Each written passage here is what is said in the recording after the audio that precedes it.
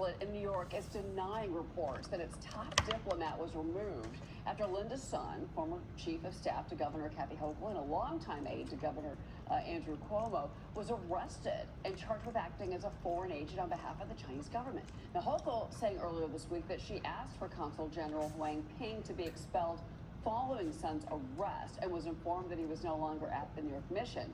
Now, according to the U.S. State Department, Ping had reached the end of his scheduled rotation and he left at the end of August. But the Chinese consulate general is reportedly claiming he's, quote, performing his duties as usual. Now, Linda's son, meanwhile, is accused of using her position to push Beijing's agenda right here in New York. She allegedly blocked Taiwan representatives from getting meetings with New York officials, eliminated references to Taiwan and Uyghurs from state communications, and sent unauthorized letters inviting Chinese officials for a U.S. visit, allowing Beijing to obtain visas, all in exchange for millions of dollars and gifts that went to her and her husband, which is to the left of your screen, part of him anyway. Let's bring in Hudson Institute Senior Fellow, Atlas Organization founder, and author of The Decisive Decade, Jonathan D.T. Ward. Jonathan, the big question right now, what other Chinese operatives are here that are still undetected? Because this woman worked in government for years. It was only, quote unquote, discovered and investigated and fired last year.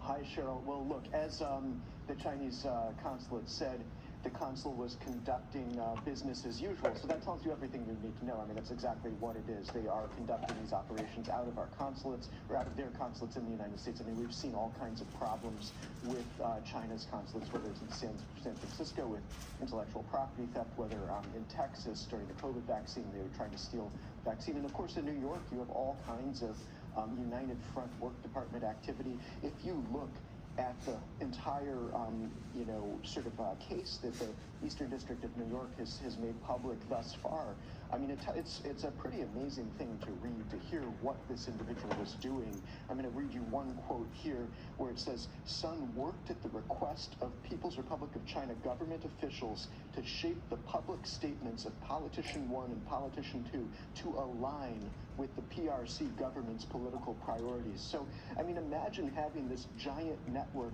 of influence in the United States. That's exactly what the Communist Party is trying to do. And I think the thing that Americans need to understand is something called the United Front Work Department, which is really an old Communist Party method. It goes back to the early years of the Chinese Communist Party, even into the Chinese Civil War, where they would send operatives into the cities during the Civil War to try to persuade groups to take the side of the Chinese Communist Party.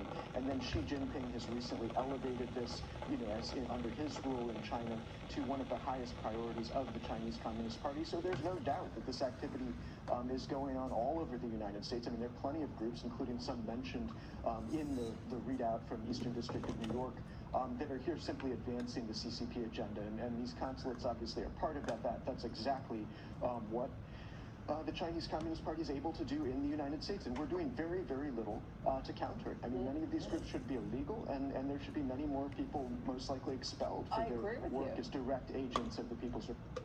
And if it ain't you, we gonna know.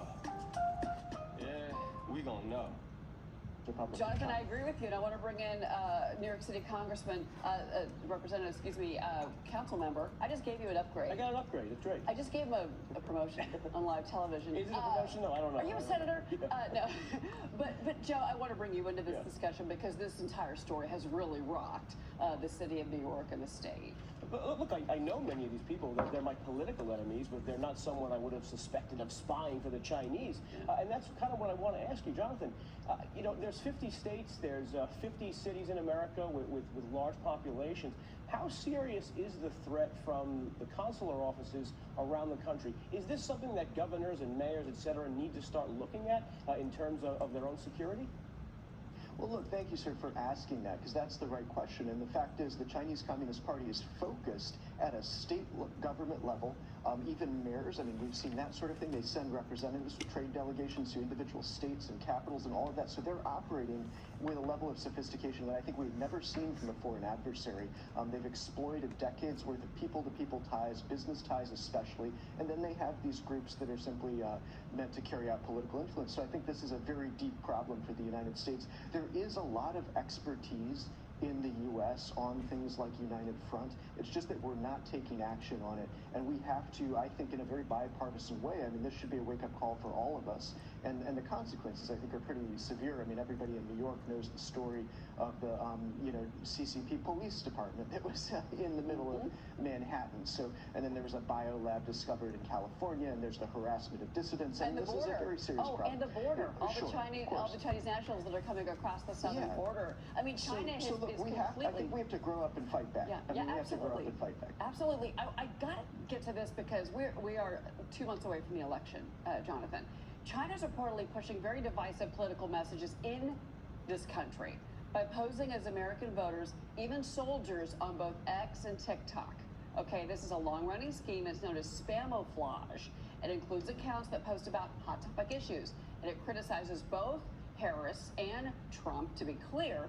But TikTok has announced an expansion of its how to vote section. They say it's working to improve information about the upcoming presidential election. Hold on.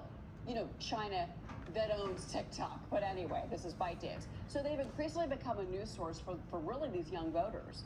And they are, of course, owned by ByteDance, which is a Chinese company. They're going to expand their landing page on how elections work. They say they're going to increase media literacy and implement stronger security for politicians' accounts, Jonathan. And if you buy that, I have got a, swamp in Florida. I can't wait to sell you. But anyway, go ahead.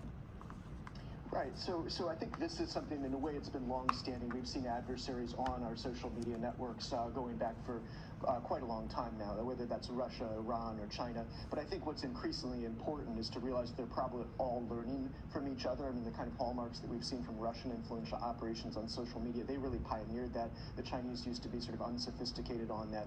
Now they're getting much, much better. And given the deepening of the Russia-China relationship across a bunch of other fronts, I wouldn't be surprised if there's some sort of more direct coordination and sort of learning from one another on this. But if you look at spamouflage, which I believe was discovered by Microsoft and others sort of pushing it out, some of what it's using is AI, imagery and generative AI sort of content in order to become more sophisticated. And one example that I, heard here was the idea that the U.S. government set last year's wildfires in Hawaii to test a military weather weapon. This is what Microsoft reported. So we're going to see this kind of stuff from enemy states across all of these platforms. And then you get into something like TikTok, which is owned by an adversary, corporation.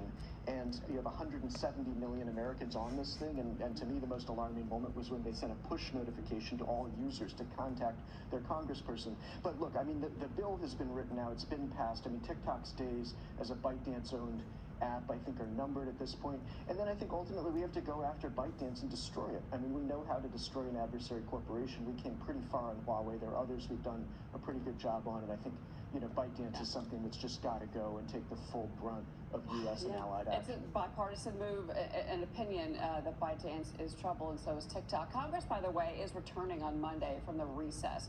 China's going to be a big story here. House Republican leadership are planning to bring up a package of China-related bills, a number of issues, including End Chinese Dominance of Electric Vehicles, an America Act 2024, the Countering CCP Drones Act, the No Foreign Election Interference Act. Jonathan, real quick, your thoughts on all of these and where you think they're going to go.